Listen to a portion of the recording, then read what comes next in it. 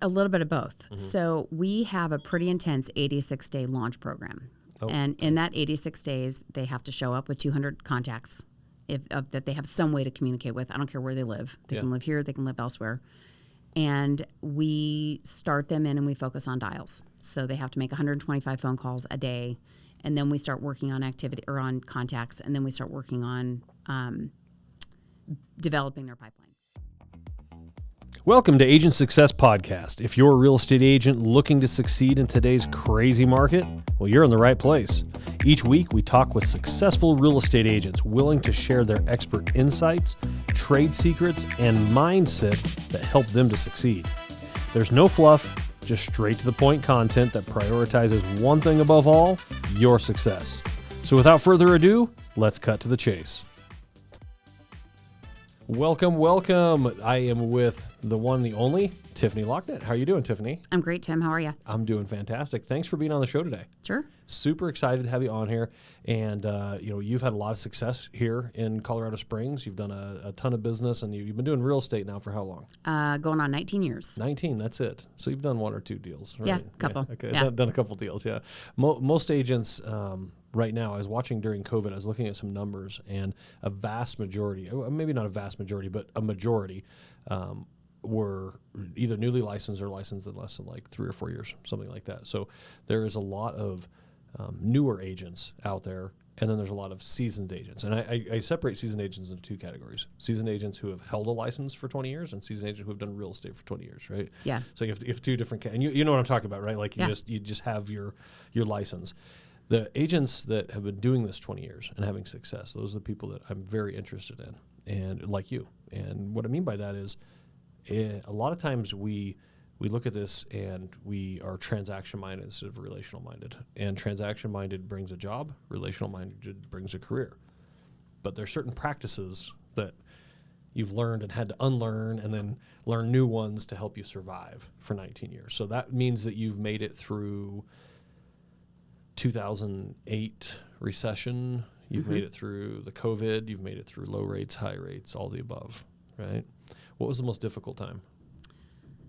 Honestly, probably the last 7 years. Oh, really? Which it's funny to say that because there's so many people that just got into business that had huge success because of the last 7 years. Yeah. But for, the old school real estate agent who was relational and expert based and worked through challenging times for people, being in a market where the agent almost didn't matter in the eyes of the consumer was tough, you know? So we my business wasn't built on flash and dash and look at this cool gimmicky thing that we're doing. My business was based on this. Here's a challenge. Let's find a way to solve that challenge. And that's how we gained a lot of market share in 2008 was because we were the perceived expert in the market, or one of them at least. Yeah.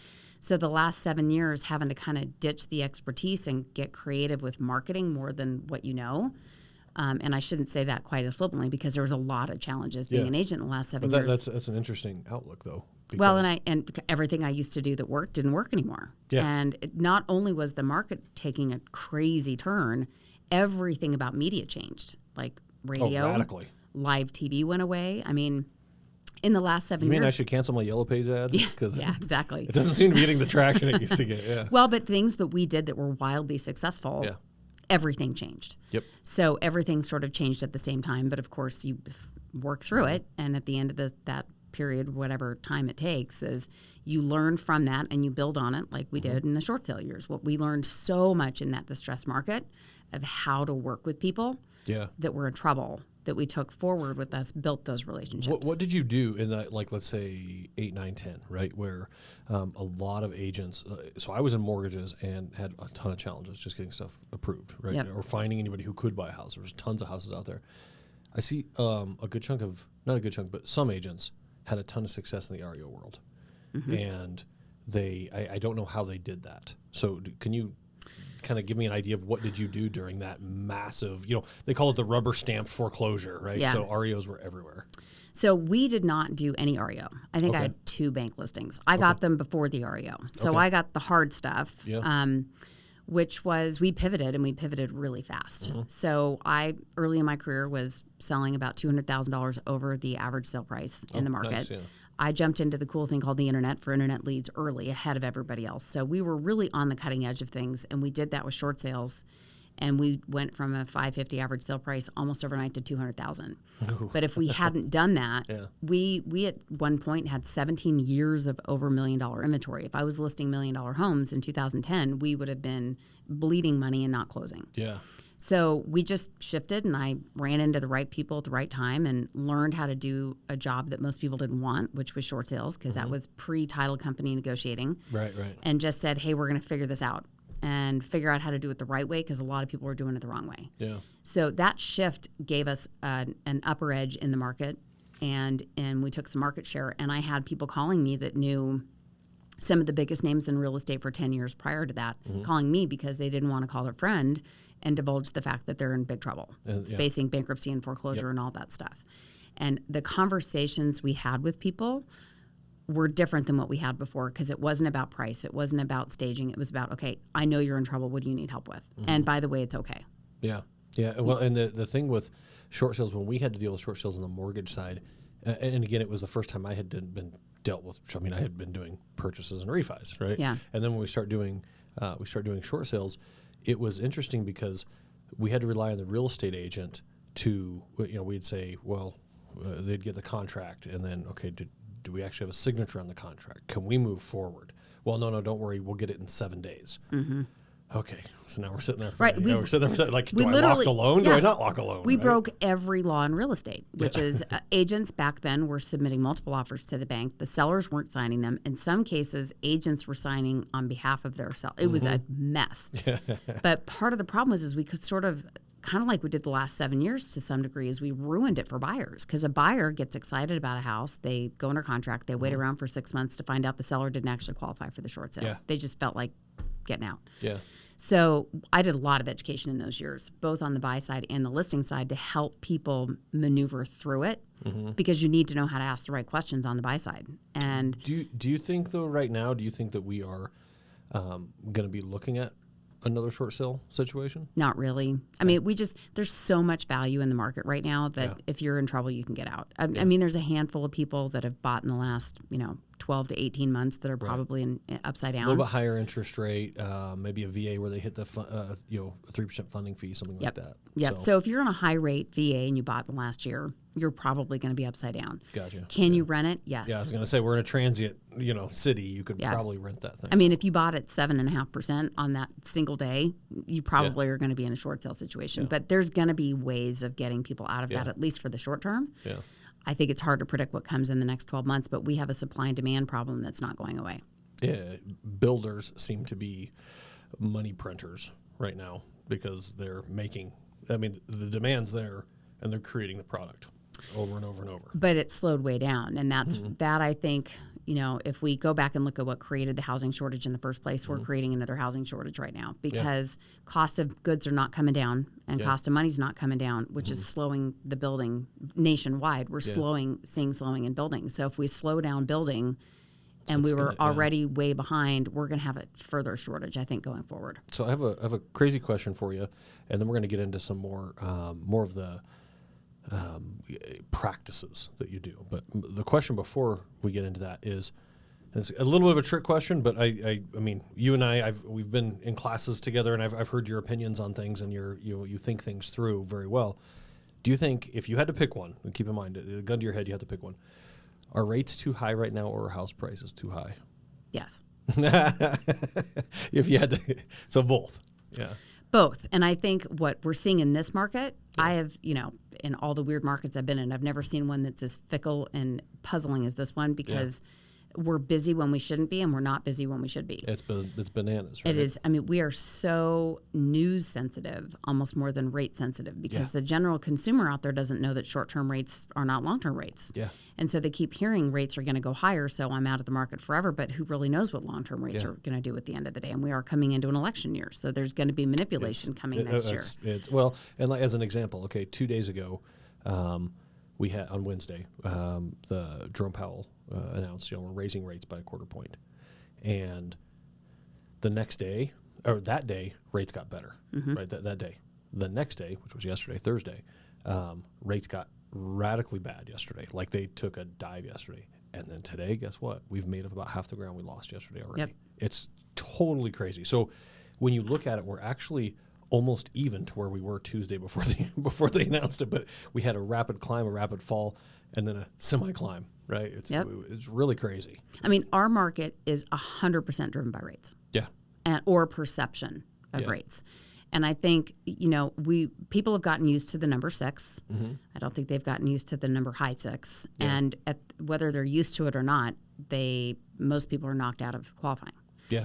So we had this weird phenomenon that happened last year, which is we corrected from the bottom up instead of the top down. I mean, normally when you see a market soften, you see your high end go first. Kind of like you said with the short sale, right? Where you had to come down. You weren't doing $1 million properties. Yeah. Right? Well, our $300,000 sale in 2008 was affected by $1 million sale because that $1 million price points drop. Yeah, everything below it drops. Yeah. Instead, what we had is the bottom half fell out first. We started seeing houses that were priced really low not selling, and it was because that first time or entry level buyer got wiped out, couldn't buy anymore, and there was nowhere for them. And there was nowhere for them to go. They couldn't say, "Well, I don't need a 3-bedroom anymore. I need a 1," because there was nothing below them. Yeah. Whereas if you're at 5, you can drop to a 4 and say, "Well, I'm not going to get the perfect house this time, but at least I'm going to get a house. I'm not going to get the view I wanted, or I'm not next to the park, but Yeah. I'm able to still get a house. My family still gets a house. If you're at 300, No. that's it. And I think we're in gridlock, and I think we're going to be stuck in gridlock for a while because the inventory is not coming. When you mean gridlock, meaning at all price points or at the lower price point? I think mid-range price point, probably across the board, really, because we just don't have enough inventory to drive prices dramatically down. Because really to bring them, to make it so that we would reverse time 2 years, to make the affordability go back to what it was in August 2 years ago, we'd have to see a 30 to 35% correction in the market, and we're just not getting it. Demand's too high.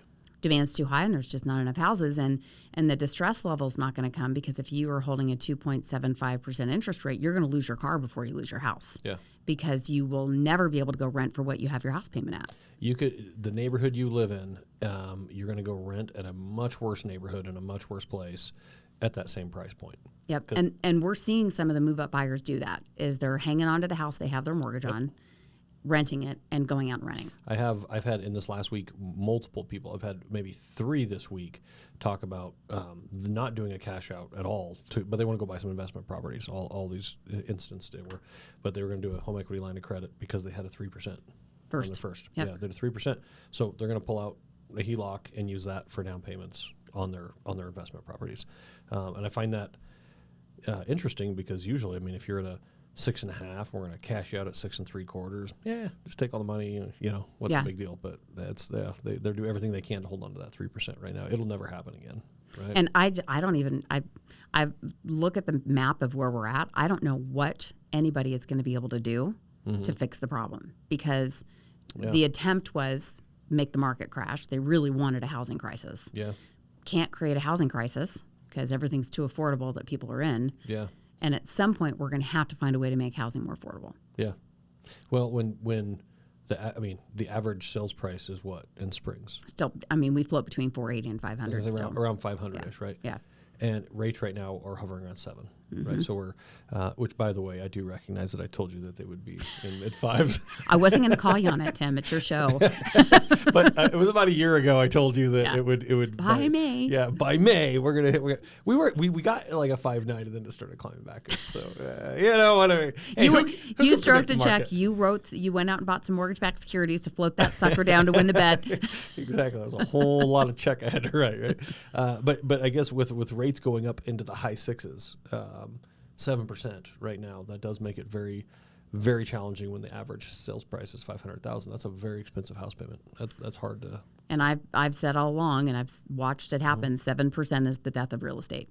And what I mean by the death of real estate, I should probably say the death of the real estate industry, because I think that's when we get to very few transactions happening. And I think we're seeing that we're seeing our transactions continue to drop.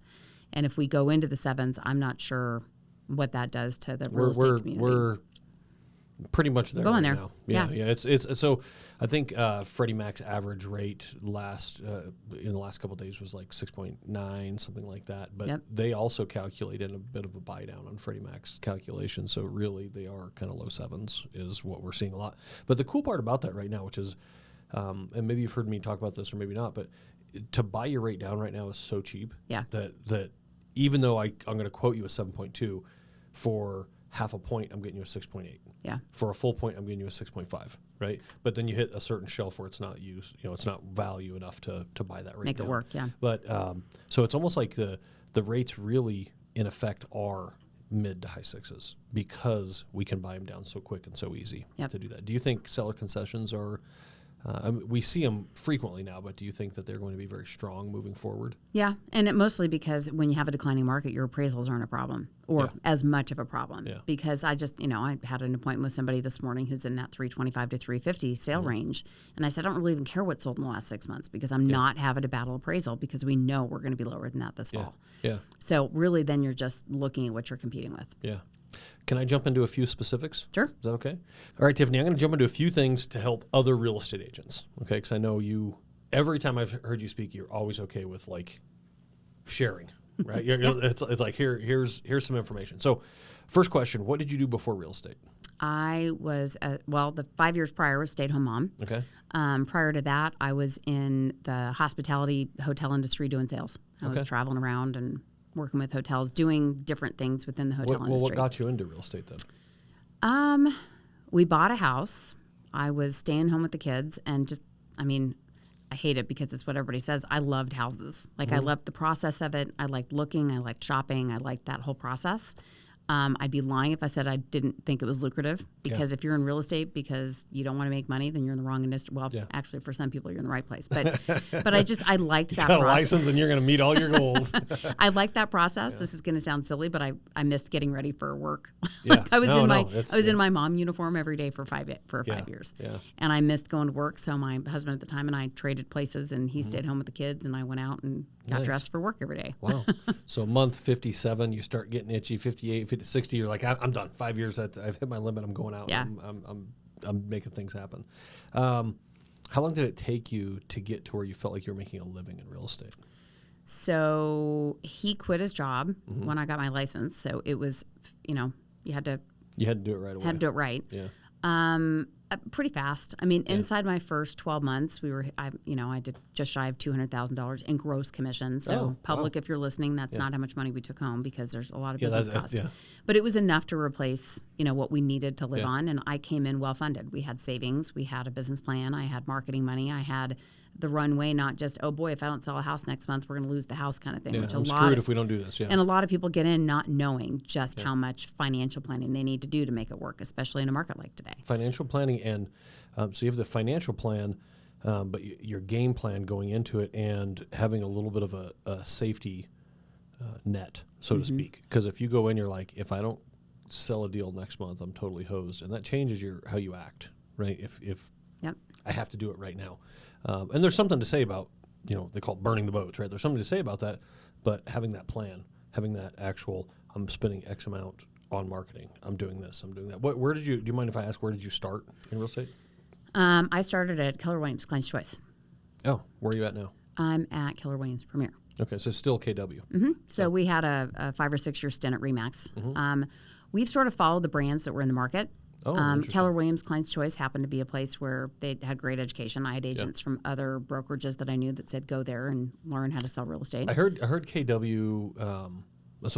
When I very first looked at doing real estate, KW was known as like, if you are new, they're going to train you. You were going to get and they were the education. And back 19 years ago, really the only place that really had that at the national level quality education. And it wasn't here's an easement. It was here's a script that works, and here's who you should call, and here's a marketing campaign, because they don't teach you any of that in real estate school. And we all think we're going to sit down and the phone's going to ring. And back then they actually did, because you got floor calls, which is how I sold a couple houses my first year was floor calls. In Springs, they didn't used to put the house price on any of the flyers or anything like that. So you'd drive around and you'd have to call the RE/MAX office. Whoever answered the phone, like, okay, are you looking to buy now? I just want the price.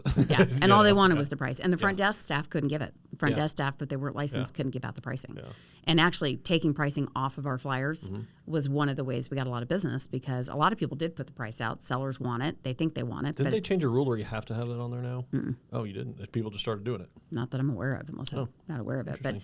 But We also utilize the back of our flyers. I mean, that was one of the things we learned over the first 2 or 3 years was that we need to take every single contact and exposure to get business from that.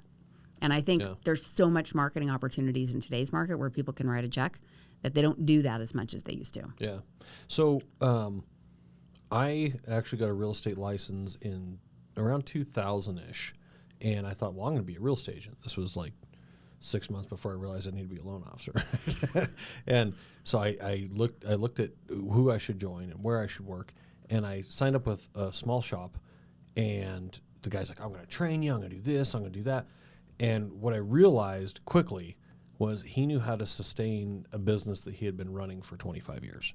He didn't know how to build a business. Like, I don't even know if he knew how he got to where he was. He just knew, oh, no, you got to call people. And he'd get phone calls. And it's second nature. Yeah, I'd be like, well, what'd you do? Oh, I don't know. I've known the guy for a while. And so what do I do?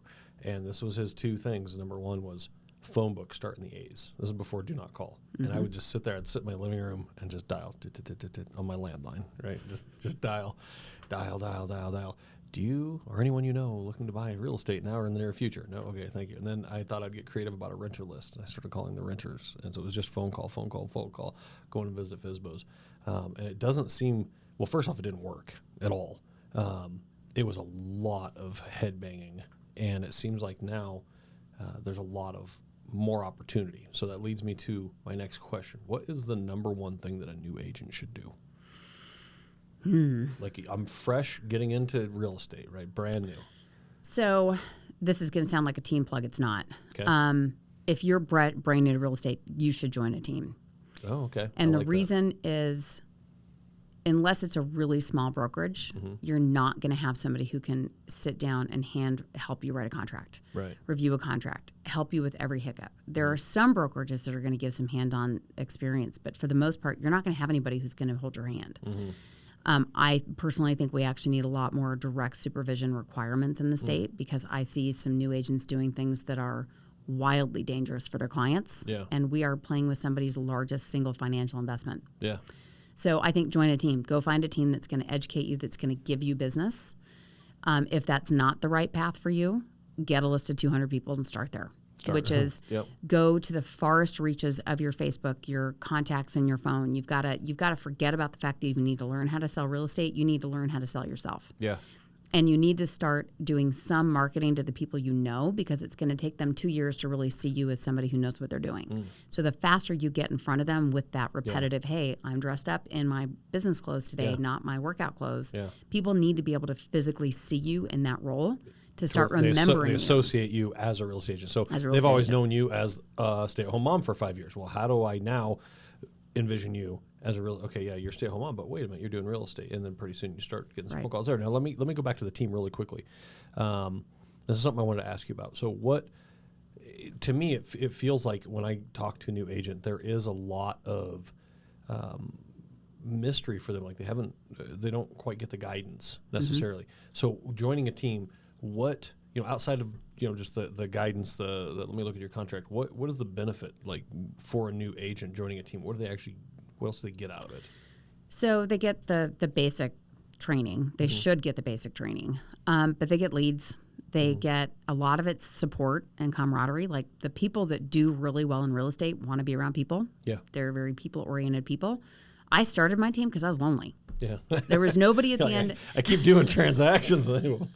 Can somebody go to lunch with me or something? To some degree. I mean, I kind of joke about that. But at the end of the day, when you're having like a good day, you're like, wow, no one here to high five me. High five myself. And if I'm having a really bad day, there's no one to go have a beer with. Yeah. So I wanted those people around me because I'm energized by people around me. And I think if you're one of those people that's energized by people around you and you want to have that support system, just by being around people that are doing it is going to force you to do it. Yeah.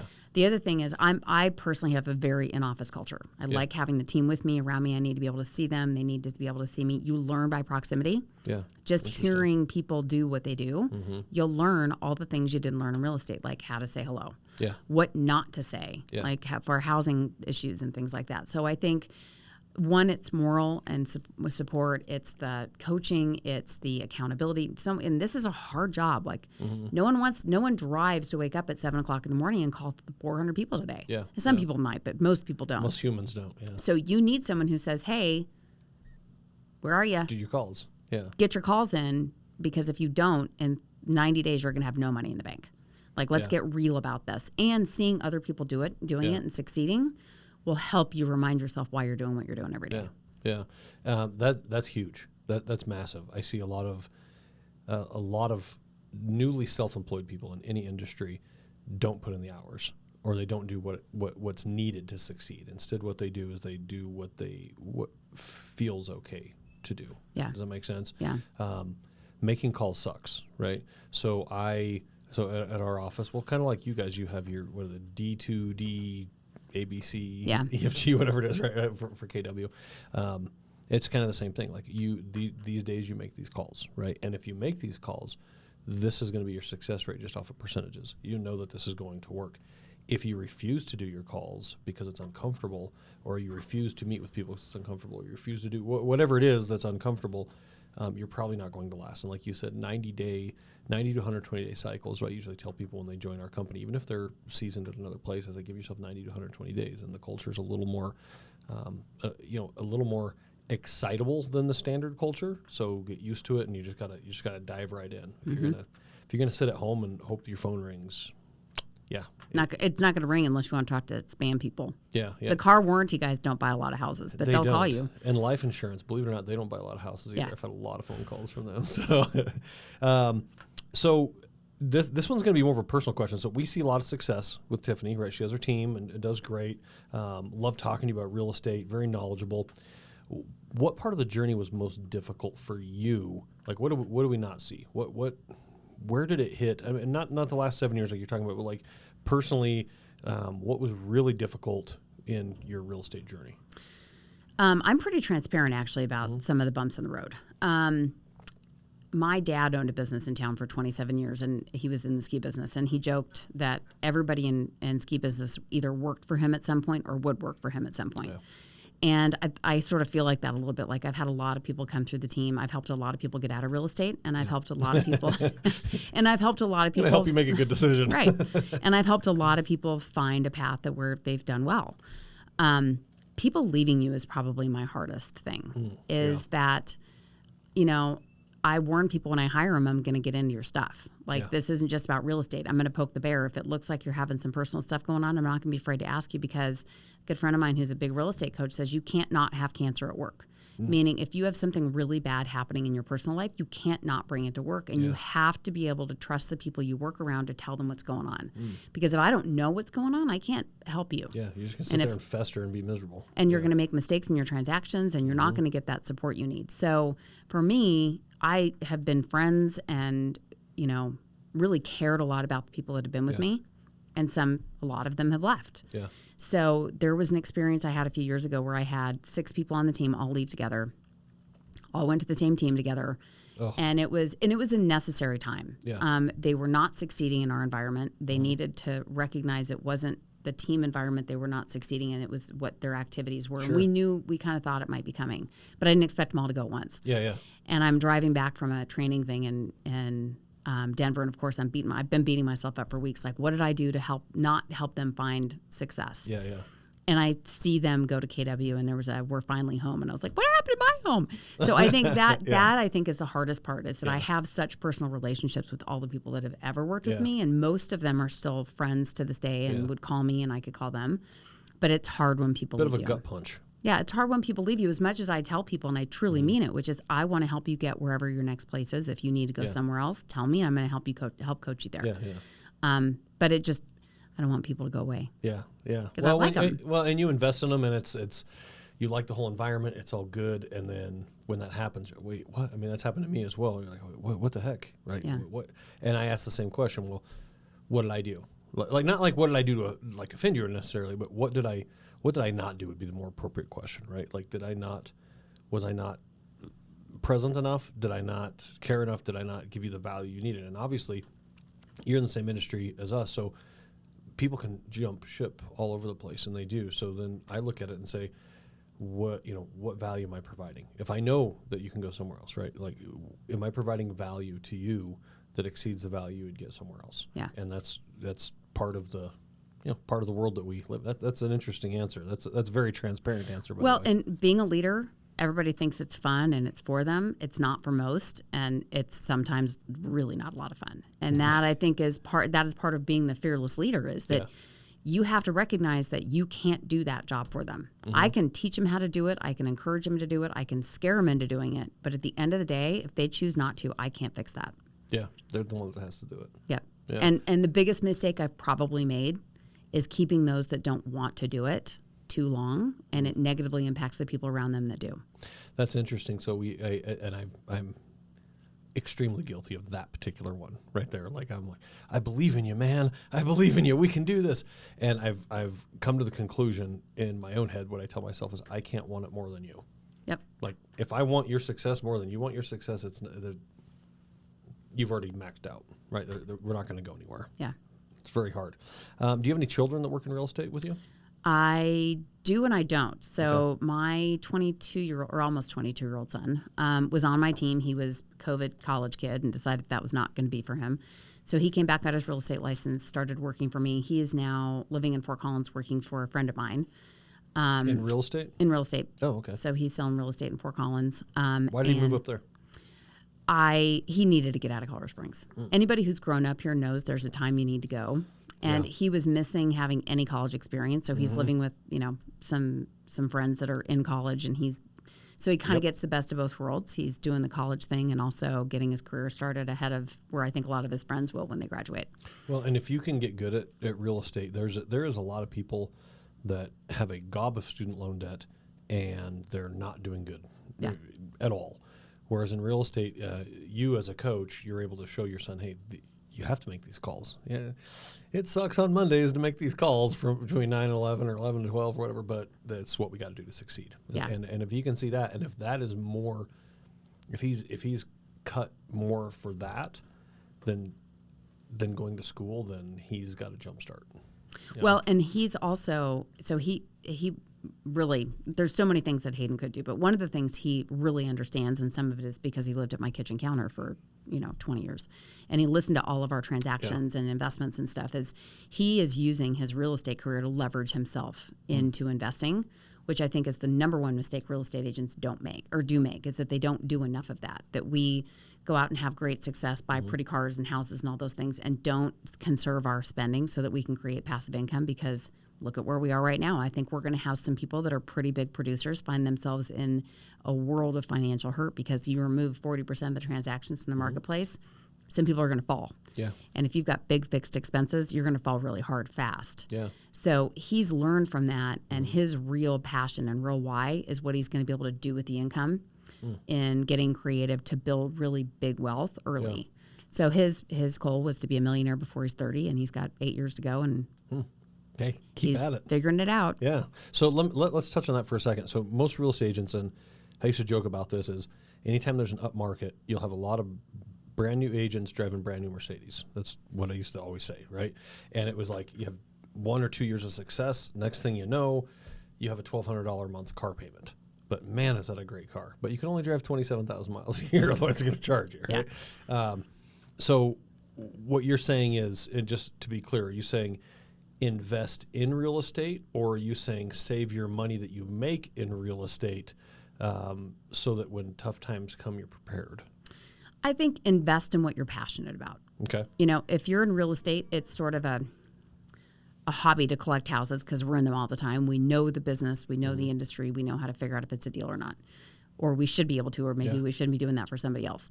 But invest in what you're comfortable investing in. If you feel passionate about houses, buy houses, but also diversify, because if you buy a bunch of houses, some agents found out in 2008 and 10, which is they lost them all. Yeah. Commercial, different animal, different financing pitfalls and benefits there. But diversify your investments, but make sure you have enough savings to support you if you had to go 6 months without a paycheck. Yeah. Because it's not just now that's happening. In 2008 it happened. Yeah.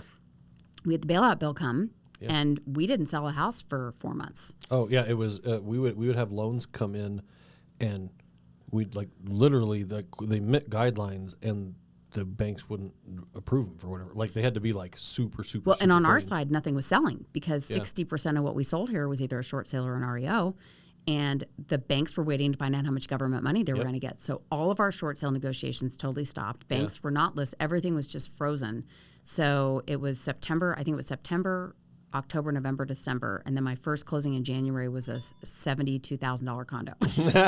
It was thin. Hallelujah! I made $800 right It was thin, and I don't even really remember having like emotional problems with it. It just was what it was, and it was the market we were in. And the more distressed it got, the more business I was getting. Were you prepared for that 4-month stretch? Did you prepare emotionally and financially to make it through that? I didn't know better. So I didn't prepare for it. I was prepared for it because I'd done well financially and was smart with my money and just saved because we had, we didn't know any better. Yeah. So for us, it wasn't like this where the last 7 years, woohoo, everything's amazing. Yep. We didn't know better, so it didn't hurt us. Yeah. People that do know better now are struggling. And I've had to have some really hardcore conversations with some agents that have been in the business a while that are really struggling. And I've said, look, this last 7 years is gone forever. Like you just need to forget it ever happened because you're not going to go out and make $250,000 the way you did before. Yeah. You're going to cut the market's down 66% for transactions from 2 years ago. So that means you're going to have to work 66% harder to achieve to that point. To even think about getting there. Yeah. And then you take 15% off the top because the market corrects a little bit and you're just not going to make that money. Yeah. So emotionally forget it or get out of the business. Yeah.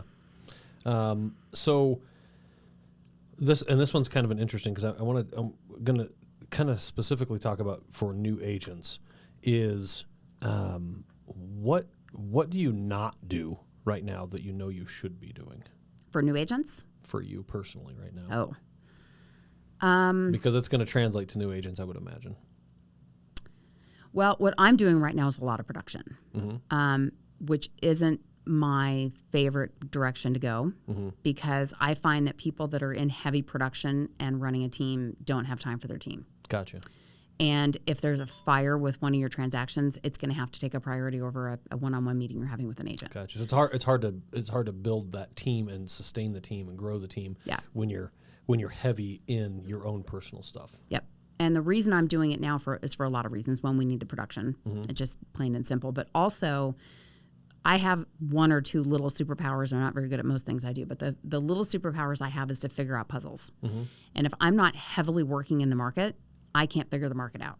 So I need to be knee to knee, face to face with buyers and with sellers and with agents so I can figure out how we reposition ourselves in the market to continue growing rather than shrinking. Because if we did what we did the last 7 years, we're going to evaporate. Yeah.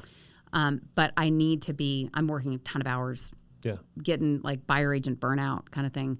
So, but I think you need to focus on activities, which is most people don't understand that you sit down and you goal plan and you write down, I want to sell 22 houses this year, whatever that is. You have to break that down into daily, hourly, and per minute activities and focus on the win with the activity and not the outcome because the outcome's not going to come fast and it gets depressing. So if you say, I need to sell a house today or this month, how many calls, how many doors do you have to knock, how many open houses, what are the 10 things you have to do and check those off your list every day? And then when you look up, you'll have a paycheck coming. That's fantastic. So those small activities, everyday activities, these activities lead to income. Maybe not in 30 days or 60 days, but in 90 days, 120 days, 180 days, that's when it starts paying off. And I just have to have trust in the system. So there's, we've kind of built our system for loan officers. And one thing that gets said is you're not testing the system's testing you. So have faith that these things work because they do work, right? Now, you had mentioned earlier, like, you go to a sales seminar and somebody tells you some hurrah, rah, rah, and then they haven't actually practiced the hurrah, rah, rah, right? Yep. But through 19 years of what actually does lead to success. And do you on your team, do you put requirements on these activities, or do you more lay it out and say, if you want to win, this is what you do? A little bit of both. So we have a pretty intense 86-day launch program. And in that 86 days, they have to show up with 200 contacts that they have some way to communicate with. I don't care where they live. They can live here, they can live elsewhere. And we start them in and we focus on dials. So they have to make 125 phone calls a day. And then we start working on activity or on contacts. And then we start working on developing their pipeline and how many people they need to be adding to their pipeline that they stay in touch with every month. And the patience that it takes for people to get through that 86 days, because day one, you're going to make 125 phone calls. You're probably not going to sell a house that day. But it develops the habits, because let's face it, if I want to run a marathon and I try to go out tomorrow and run, 20 miles, I'm not going to make it. So we die at 100 yards. And the same thing goes for dials. So we have, in that 86 days, we have a mass action day where they have to make 1,000 phone calls, which sounds like impossible for most people. It's not. And when you push yourself, you realize how much you can actually do. So there's do you use an auto dialer in that? We do not use multi-line dialers now. A single line auto dialer. We have a single line there's human intervention to make that call so that we get around the regulations there. Yeah. I don't like multi-line dialers. They're the only time I've ever had a hiccup and with a potential legal problem was on a multi-line dialer. Oh. So we won't do that again. There's a lot of people out there waiting for you to call them, and they will sue you. Yeah, interesting. And so it's just a matter of time before you hit one. But those are the activities. They need to be, we're in the office. We're doing group calling so that everybody's with each other, so they're hearing each other, and then we do practice the role play. I mean, it's the really boring, mundane stuff that makes you get better every day, and sometimes you don't even realize you're getting better. Yeah, no, that's fantastic. That's those and having the 86-day expectation as well. It's not this infinite, never-ending. Do I always make 150 phone calls? Well, what we're going to do is go 186 days, and you're going to see what you're made of. And we find when they get to 86 days, if they haven't graduated, and they're probably not going to make it. Interesting. With us or with anybody. Because if you can't sell a house in those 86 days with these activities in any market condition, you probably are going to either we failed them terribly or they didn't do the activities, and sometimes it's just their personality. Yeah. Some people have personalities that are repellent. They're not attractive. Yeah. And sometimes they're very customer service oriented, which is if I'm going to answer every question under the sun for you and never ask you for the business, they won't. Yeah. Those people don't usually do well. It's asking when you're there to answer every single question. First off, you can't answer every question, right? It's rules change, this change, there's ifs, there's that's, there's buts. And when you get into that mode of like, I'm going to provide everything to you, and I've been guilty of this, in years past, you get almost no loyalty from the person, and you're exhausted answering all the questions, as opposed to, let me guide you, let me find out your goals, let me find out what you're trying to achieve. When somebody asks me, as an example, is a reverse mortgage a good idea? Maybe. Yeah, maybe. I like how you answer at the same time. Maybe, right? Let me explore with you. So I always call that the needs probe. I have to find out what your true needs are. Your need isn't to know every single thing I know about real estate. That's not your need. That's like going to your doctor and I want to know every single detail about the ear, right? I can hear. That's good. It doesn't hurt. That's good. And for a real estate agent to try to almost data dump in a way, right? That they would have to get over that very quick. Yeah. And they tend to, and I tell them, as soon as you find yourself not asking the questions, you're off-roading and get back on script. Yeah. Because the questions, even if you need to help somebody get to the right answer, a question is a way to get there. Yep. As soon as you start barfing on them, they don't want to hear from you. They don't want to talk to you. They don't care what you know about real estate. They care about how you don't know what's important to them yet. Yeah. Yeah. And I think that's the only way to, we always kind of joke like, during the needs probe, like when I'm finding out what you actually like, what are your goals? What are you trying to achieve? If I skip that step, so to me, there's 5 steps to a sale, right? And it's very, very clear. I go rapport, needs probe, presentation, close, overcoming objections. Like I just have to know where I'm at in there. I can't jump to presentation if I didn't do a needs probe, right? I have no right to do a needs probe if I have no rapport with the person. So there's a very natural progression that happens. And it's like if you go to a car lot and you get a 25-year-old, kid out of the military, super excited, and me and my family show up. I look over at a big 4x4 truck. I'm like, that thing's awesome. But we're not there to buy that, right? And he's like, oh, let me tell you all about this. Bam, bam, bam, bam. Let's go for it. And really what we need is we need a Corolla. That's what we really need. And all he's done is created a division of what we actually need. Instead of him thinking he's reading a queue and presenting what he thinks is there. So when you look at that in real estate, you have nothing to present. You're going to present the wrong thing, and you're going to want to take a nap after the conversation if I'm not there to ask questions. So I love that 86 day. That's very structured, and I would say most people don't have that. So I'm going to ask if I've combined all this data correct so far, is you have a clear plan for a real estate agent every single day. You have a 86 day, you come in, this is exactly what you do. This is your training. You do group calls. You expect people to show up to work every single day. You want them to actually attend and be around other people and actually put in their 8 hours, not their 8 minutes a day of work. Does that kind of summarize the team that you've? Yeah, it does. And the backup piece to that, the reason why it is the way that it is I don't have statistical data to back it up, but I know I'm right, is that if you don't get into production fast, you're going to get out. Yeah. And it's probably going to take longer than it should, and you're going to be in very bad financial situation if you don't figure that out early on.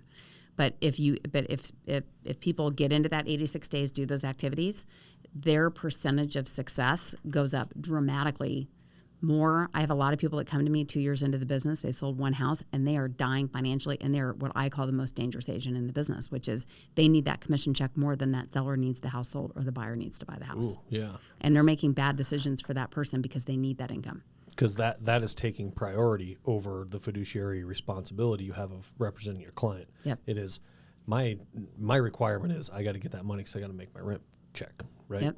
It's not to actually help that person. And I tell my new agents or existing agents, if you get to a place where you ever think, oh boy, what am I going to do without the commission because this inspection is going to fall out, you need to call me and get a loan. Yeah. Because I would rather have you get out of that scenario than put my client in danger. Yeah. So couple last questions for you. First one is, if you were a loan officer for a week, what would you do different than what you see most loan officers do now? Nobody wants that.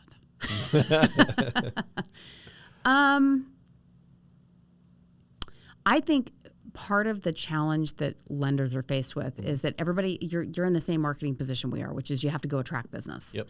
And nobody really wants a lender. As a go in consumer direct, nobody really wants to talk to you now or ever, unless they have to. Sorry, Tim, but they don't. You're the person who's going to give them bad news. It's going to cost you this much. You're going to have to go out and dig up all this paperwork. You have no idea where it is. But I think reciprocity is where there's an ability to win there, which is you do have a huge database. You've been around forever, which is we give all the business to the lender. Some agents feel like they give all the business to the lender and they don't get any business back. Right. But I think reciprocity and saying, okay, how collectively do we build business and a database together? And it's not, hey, here's some marketing materials and here's a 33 touch campaign or whatever those are. But I think grabbing hands and saying, okay, how do we together partner so that we bring business in together? Yeah. That's fantastic. I like that. That's very good. That's a different answer than what I usually get. That and also bring it to the closing table. I mean, that goes without saying. Get my CTC early, make sure the money's there, and check the money before closing happens. So with on the mortgage side, when you say database, right? And the reciprocity piece of that, to me that says just kind of two different things, but maybe not. Are you saying more referring business to you that you initially had no knowledge of, like brand new, or are you saying leveraging the database to help not mine but sustain and to recapture business that you already have? I think it's both. Okay. I think it's you have a database that you probably haven't really been able to tap into from a real estate perspective because you may not have ever had a real estate agent that sat down that said, hey, we could utilize your base of 30,000 people and deliver this message. Yeah. I find some lenders want to jump in and say, hey, we're going to start marketing listings and we're going to do this. And I'm like, no, don't compete with me in that space because I'm already competing in that space. Yeah. But utilizing yourself saying, hey, client database, are you suffering? Are you having issues making your house payments? Are you having to relocate and navigate through this market? Getting some of your agents that are supporting you, supporting them back through your database, I think is where it's missing a little bit. Oh, that's beautiful. And that gives a lot of ideas, I'm sure, to any loan officer listening. Well, it's hard. You have 50 agents in your database. Which one are you going to pick? It's also difficult because if, let's say, I got 30 referrals and 15 different agents sent me 30 referrals. Well, I can't rightfully mine my database and give you something that somebody else gave to me, right? So it is a very... Yeah, I'm giving you the impossible. Yeah. But at the same time, if you're referring people out, refer 3 agents and Yeah. give those 3 agents each an opportunity to win that business. Yeah. And then the client ends up coming out ahead because they've had 3 agents competing. And let me ask you about that, because I think that's what I do is I go 3 agents and I let all of them know, hey, look, you need to talk to them, you need to win it, but I don't want to necessarily be tied to, hey, call Bob, he's my guy, and then Bob is having a rough day and he doesn't treat him real Doesn't well. call him back. Yeah, Yep. whatever it is. I've always wondered though when I do that, and it doesn't sound like it's a problem, but it sometimes agents give me the impression they don't necessarily like that idea that I would refer multiple people out. But for me, 3's you guys, look at it. There's no rule or anything, but to me, the 3, it says, and I tell the client as well, here's the 3 people. You need to talk to all 3, and it's your choice of you need to find personality and experience that you think is going to work best for you. And I kind of put the weight on them, because it's not like it's not like Tiffany's giving me a 6.5 and Jeffrey's giving me a 7.2, and you know what I mean? Like there's not that. It's personality, and it's how am I going to actually execute and help this person out. And if you're referring to somebody who's not comfortable competing, they just take them off the list. Yeah. Do you guys do any open houses? Uh-huh. How often do you do open houses? So as part of our new agent launch, they have to do a minimum of 2 a week. 2 per week? 2 per week when they're in their ramp up. Once they start getting people under contract, we scale You're that like back. Mike Tyson going in the first round, you just start hitting.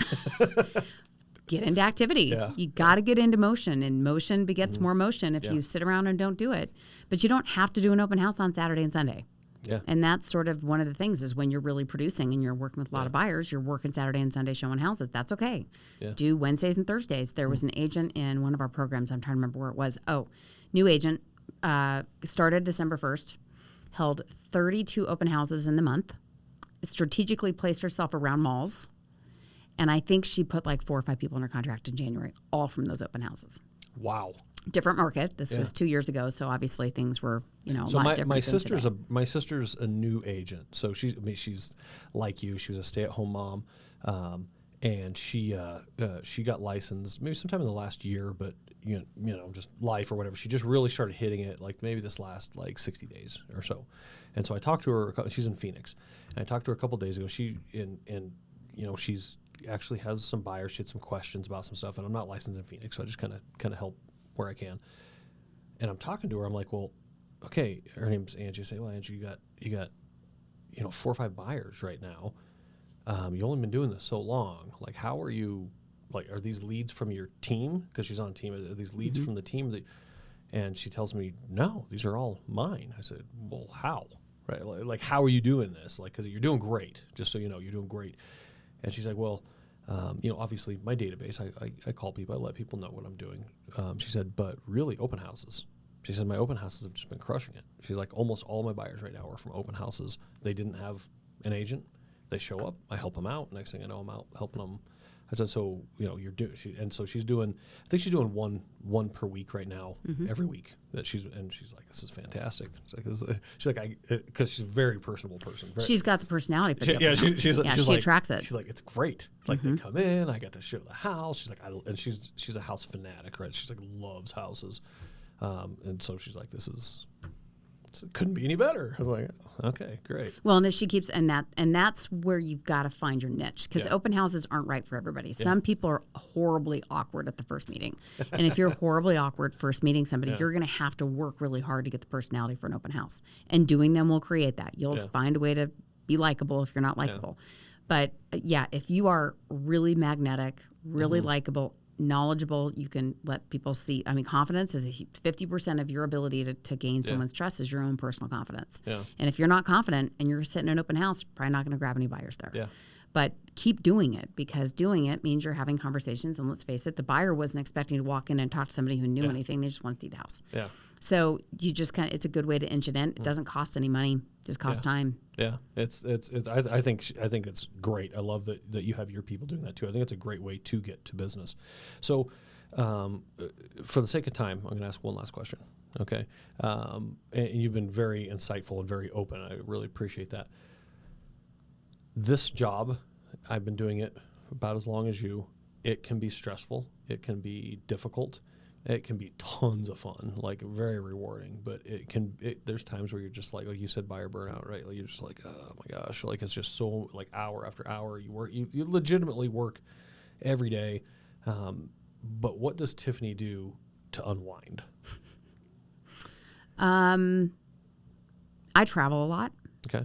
That's one of the things that I love about real estate and love about having the team structure that I have is that I have the ability to be able to travel far distances. So I can work really hard for 30, 60 days and go out of town for 2 or 3 weeks. Right now, that's really kind of probably my biggest outlet is our travel, either planning it. We're also building a house right now, which, by the way, as the expert, don't build a house right now. And literally the fireman that set a building on fire and ran into it, but it's fun. I mean, building a custom home is a really cool experience until it turns into work, which it does for everybody. But travel, and we play outside a lot. I have good friends that live in good places that have good toys, so we all share toys. And all right, cool. Where have you gone recently? Let's see.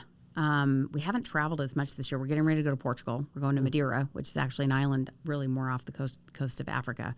The last 3 years, we've had some great post-COVID travel. We went to the Maldives, went to South Africa. Some in-state. I go to a lot of real estate functions. Yeah. Not the big ones as much as I used to, smaller. Yeah. Trying to think of where our last kind of fun place was that we went. It's been a while. Well, that's awesome. That's a lot of use of good time and good resources, and a lot of people don't understand that you do need to have an outlet, but life can't be the outlet. You do need to actually put the work in, and you need to grow, and you need to work really hard. So it sounds like you're balancing that very well. I also travel with real estate agents, so one, it creates a write-off, but my best friends are real estate agents in other areas. Yeah. So we have a lot in common, and so we get the write-off and we talk a lot of shop. And oh, that's awesome. Thank you very much for being here, Tiffany. Sure, really thanks for having me. Thanks a lot. And that was another episode of Cut to the Chase with Tiffany Lachnidt. Come back next week and have another episode.